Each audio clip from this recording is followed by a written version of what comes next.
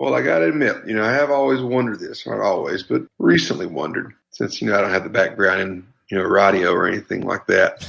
Well, why is it a cold open? Why can't it be hot and warm and exciting and bubbly and welcoming? The cold open was a TV thing. It's something that podcasts kind of stole from TV. That doesn't answer the question as far as why is it cold? Because there's nothing surrounding it that says why it was used, because there's nothing around it that gives it any context. I looked online. It says it's a narrative tactic used in television and films. It is the technique of jumping directly into a story at the beginning of the show before the title sequence or opening credits are shown. That sounds more like a teaser. It is a teaser. I don't know why it was called a cold open, though. Well, how about we warm this show up and get on with the damn thing?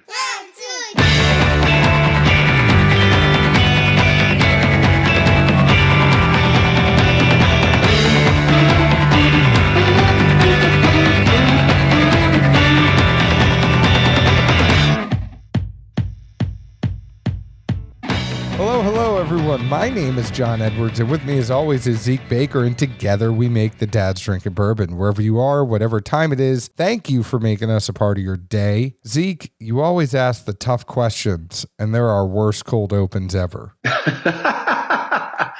They probably are to a degree, but at least there's this internal satisfaction of when I stump the savant that normally has some talkable working knowledge of damn near everything that's ever brought up that I've ever heard around him. So that when those moments occur of I don't know, I need to Google this. That's a minor victory in my world. I am going to take that as a huge compliment, though. I'm going to take that for what it is. And everybody, you guys mark it down. Just so you know, this is June 2nd at 11:34 p.m. Central Time. That is what time we are recording this. You mark this down that Zeke Baker gave me a compliment. May not happen for 365 more days. Thankfully, this is recorded, and I can listen to it over and over and over. Well, what you got for us tonight, buddy? Before we get going, Zeke, I want to let you know that today's show of Dad's Drinking Bourbon is presented by Elijah Craig Bourbon. They invite you to discover the greatness within. You're wondering what to get your dad for Father's Day? We're dads. We like bourbon. Don't give us ties. Send us something that we can actually use. I'm not going into the office for a really long time. I know you actually have to go into the pharmacy, but you're not wearing a tie there. Do you have to wear a tie to work? Yeah, boy, shit. I thought you were a polo shirt guy. Some places. Do you have enough ties, though? I really have a rotation of 4. I don't care at all. Yeah, you'd rather get bourbon, right? Yeah. So Elijah Craig Small Batch has rich flavor and full body that any dad will love. We are excited that we are working with Elijah Craig for Father's Day because Elijah Craig is the father of bourbon. He was the first to char oak barrels to make his bourbon, and that was way back in 1789. His legacy lives on in every bottle of Elijah Craig Small Batch Bourbon. Visit ElijahCraig.com to learn more about their award-winning whiskeys. Their barrel proof wins awards. Their small batch wins awards. They're doing great stuff. Check them out at ElijahCraig.com to learn more. Elijah Craig, Kentucky Straight Bourbon Whiskey, Bardstown, Kentucky, 47% alcohol by volume. Think wisely, drink wisely. So you want to know what we're drinking tonight? Well, now that I know what a cold open is supposed to be, I feel like we should have opened the show with, "Hey, Edwards, you had this Elijah Craig Rye yet?" And that's all you're going to say? That would have been it. We'd have walked away. Maybe a picture like me with a bottle or the glass or something, Is it bad that 4 years later, you're finally figuring out what a cold open is? And you've just been doing, I almost didn't want to tell you what a cold open was because you've been doing so good and you didn't know what they were. Less is more, the less you know. We are drinking Elijah Craig Rye tonight, and I want to thank the good folks over at Heaven Hill and Elijah Craig for sending us the rye. By no means is the fact that we are doing something with them for Father's Day, and by no means the fact that they sent something to us is that going to affect our review. We always say that we have to be able to be objective in our reviews, so that is exactly what Zeke and I are about to do tonight. Now, Zeke, this Elijah Craig Rye, it was released at the tail end of 2019. It is 47% ABV, 94 proof, non-age stated. It is 51% rye, 35% corn, and 14% malted barley. And before we get in here, all I have to say to you is the fact that we were getting all those 95.5 ryes that we were reviewing over and over. I cannot tell you enough how excited I am to try something that is not 95.5. Change of paces are always good. Just so I don't forget as we move through this, I will say, outside of, partnership, ad space, et cetera, I can't think of a time when, not even Father's Day, but any occasion, someone asked me, hey, I need to get a bourbon for somebody. Don't want to spend too much, but want something that's good and they'll enjoy. I feel like Elijah Craig, has always been in my top 3 responses. Every time I've got that question, is just something is on the shelf, consistent, and a more than fairly priced bottle. I would agree with that. And I think it's, the new look with the new clothes it got, it looks pretty classy. It's always going to come in at $30. So you're getting a great value for your small batch. And it is definitely on the rotation of daily drinkers that I have. I always make sure to have 1 or 2 bottles of Elijah Craig. And that's no BS. I mean, it's what I drink when I'm working during the week and I don't want to have high proof stuff. I like it because it's 94, it's not 100. And I think mentally when you're trying to work and you drink 100 proof and you go to those triple digits instead of the 2 digits, it's just something mentally there, right, Zeke? When you're working, huh? Like 2 p.m.? No, I'm saying when I'm working at night. Did I not say that? No. The caveat is like it's after. It's after. That's why I was sitting laughing my ass off. Like, I love it. It's a great working, pour for me when I'm working. I like to have this. No, I'm talking about like when I have to work at night after the family goes to bed and I'm up continuing to work. That is what I meant. Sorry, I'm not drinking whiskey while I'm working during the day. Oh, you just kept going with it too. I was like, oh, wow. There you go, John. It's the whole new level of peeling the curtain back. I was like, what the hell did I say now? No, for those people listening, I do not drink until the daughter goes to bed. So, yeah, it was not during the day. Anyways, this Elijah Craig Rye, Zeke, what do you think about it? My first thought, this is a Kentucky rye, correct? It is a Kentucky rye. Which means? What do you mean? Well, you always give the stats. I'm letting you give the stats. I already gave the stats. By your workday drinking, you missed it. No, I already did give the stats. You just missed it. It's 51% rye, 35% corn, and 14% malted barley. I already gave that. You just don't listen to me. Well, I'd guess the 51 rye. The other 2 I wasn't sure about. Nose-wise, I really thought this seemed like a green Starbright to me. That was the first thing that just really popped in my mind. I mean, as soon as the nose hit me. Beyond that, it seemed like, if you're at the fair and you get a caramel green apple, not the red one, but the green, just, sugars, tartness, sweetness under there. Just kind of that whole caveat of aromas. Palate-wise, actually the first thing I picked up was a hint of corn. Then the rye kind of moved across it as it went from, front to back and whatnot. As far as, more, I guess, distinguishable flavors, it really kind of seemed to me almost like a green apple pie. Again, that kind of green apple theme just ran for me on this pretty well. And then also, as I've revisited a time or two, just lots of underlying sugars. It never seems or tastes malty at any time to me. Definitely the secondary thing that I noticed throughout the profile is just a really good expression of sugars that just add to it, and they don't make it, pop or fizz necessarily. I guess is a metaphorically speaking, that's kind of the behind the scenes pizzazz it gives it. As far as the finish goes, just a slight hug and a slight bit of oak, neither off-putting, neither gave you what I would call, or what others call rather, the Kentucky hug that burns as it goes down to the chest. Literally, once it starts to go down, you have just enough remnants to let you know something was there and to add to the profile, but nothing that tips the scale or becomes off-putting by any means. So what's a Starbright? Like a peppermint, but different colors. Oh, okay. I thought you were talking about a Starburst. No, I think that's what they're called, aren't they? Starbrights? I've used that note before a time or two. I had to look it up some time ago. lmgtfy.com. So the nose for me on this one, at first it was bananas and pepper, but much more bananas than pepper. Almost has hints of that bananas runt flavor, but muted. It's not as artificial as like a banana runt. And then the more it opens up, I have to agree with you, Zeke. All of that caramel and the candy and the sugar really is there on that nose as it's been sitting on my table for 15, 20, 30 minutes.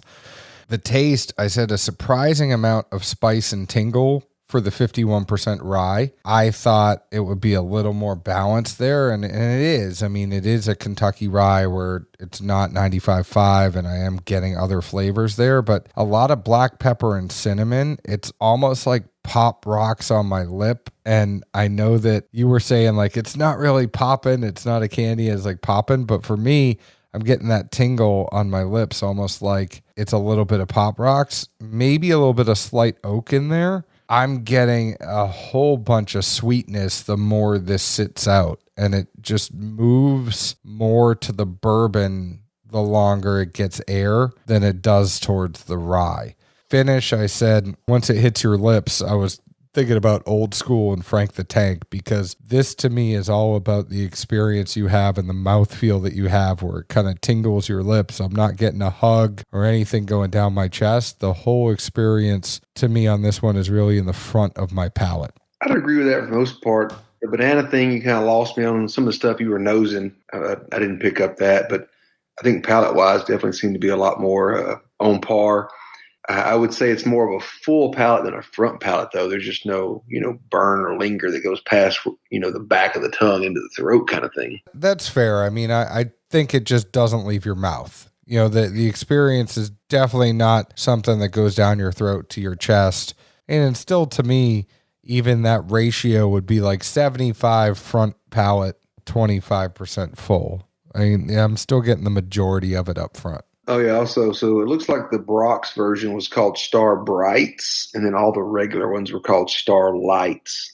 So technically the green one might be a Star Light in case Brock's never made one of those. But, I was pretty damn close. I stumped you. You had to look it up. You didn't stump me. You didn't know what it was to begin with. I never know what half the shit you bring up is. I mean, that's a strong play. I stumped you. I brought up that I didn't know that you might not know. Exactly. How about that for just a mind screw? I guess I wouldn't say this would be a mind screw to anyone, but I do think it's interesting. Most everyone has, I think a mental perception of what a rye is going to be without ever getting into the grains, getting into the mash, et cetera. And it's probably just based on, I guess, what they've had in the past, what people have poured for them. But that being said, I don't think too many folks, when you said you were going to pour them a rye, if you poured it blind, they would expect the profile they got from this. I would agree with that. And not saying it's bad, obviously, in any way, but maybe even, to the degree of you'd have to have a second or third, tasting of it. Because the first time you'd say, whoa, I'd like mentally prepared myself to taste this, this, and this. And then they get a pour or two of it, and it offers a much different profile and variety of flavors than they had just, mentally teed up.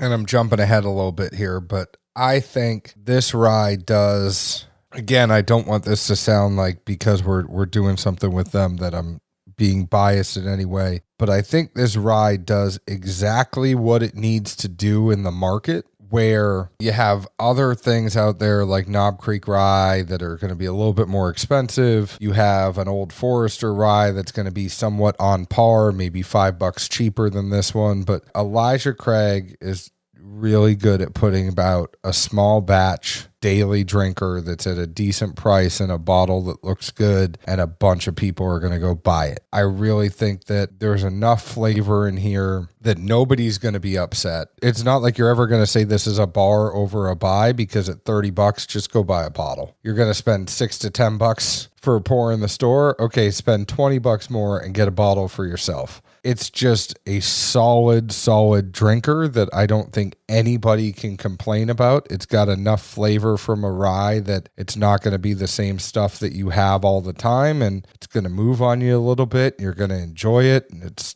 at 94 proof. And I just think Elijah Craig is really good at putting out this type of a profile for a small batch that you're just going to enjoy getting at $30. Definitely what I would say one of the, easily most consistent lines as far as not only just, matching up the flavors, but but also always offering a quality product at a good price. I mean, some things you just can't beat necessarily. I think there are plenty of things that are out there that are going to have different profiles, different proofs, and different prices. But I think everybody is going to say, like, all right, if I have to go get this rye that's 100 proof, I'm still going to get an Elijah Craig rye that's 94 proof. There's nothing in here that I think anybody's really going to take a sip of and be like, oh my God, that was bad.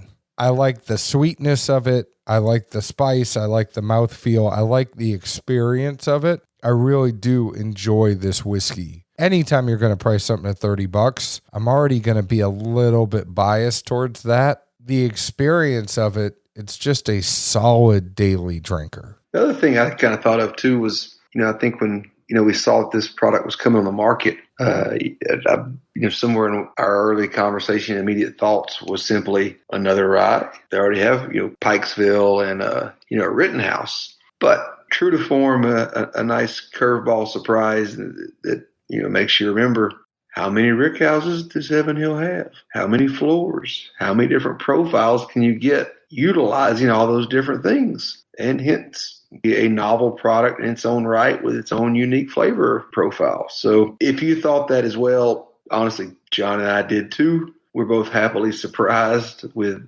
a different line of profile here. And like John said, I think the price necessitates buying over bar, if nothing else, because one pour is at least going to be $6 unless you find better bars than we know about, just as far as a minimum pour. So this is good. It's fun, and definitely would be a good thing to have on the bar for folks that tell you they don't like or drink rye, because depending on what they've had, this may very well throw them for quite a curve or a loop. With you on that. I'm not going to go spend $10 for a pour of it at a bar where I could get a bottle of it for $30. It just doesn't make sense. There's still 23 ounces left in that bottle if I do that, and the ROI in my head would just kill me.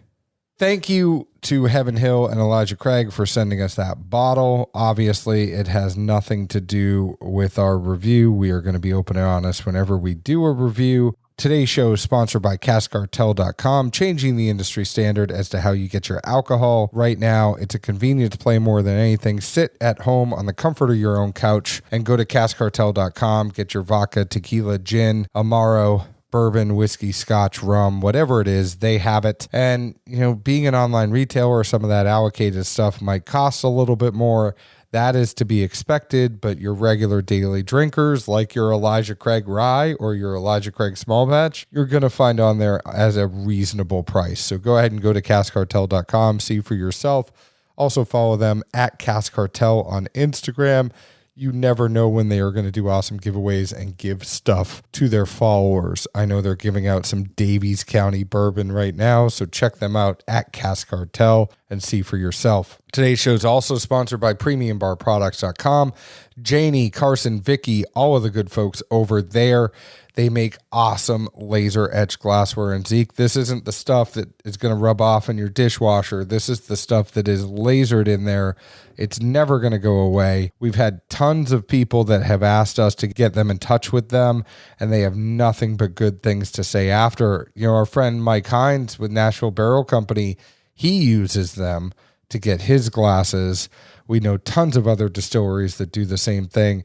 Check out PremiumBarProducts.com, whether or not you want a Glen, a wee Glen, a dram, a distiller's tasting glass, a neat glass, a two glass. They have them all. Check them out for yourself and see what you like. If you need a bigger order, get in touch with me. I will get you in touch with them so you can do wholesale options as well. Seek the folks who find us on Facebook at Dad's Drinking Bourbon, Twitter at Bourbon Dads, Instagram at Dad's Drinking Bourbon. Find us wherever you download your podcast. Leave us an open and honest review like we leave open and honest reviews about the whiskey we drink. Make sure you stay tuned the Friday before Father's Day with our interview with Max Shapira and Kate Latz from Heaven Hill, talking about Elijah Craig and talking about working with the family in the workplace. Zeke, where else can the folks find us? Good old Nashville, Tennessee. And if I can find a caramel covered green apple, I'm going to have to get that for you, because I'm pretty disappointed you didn't get green apple out of this. I'm sorry to disappoint you. That's what I'm here for, is to teach and develop and help you learn. That is why I am here, for you. Cheers. Ciao.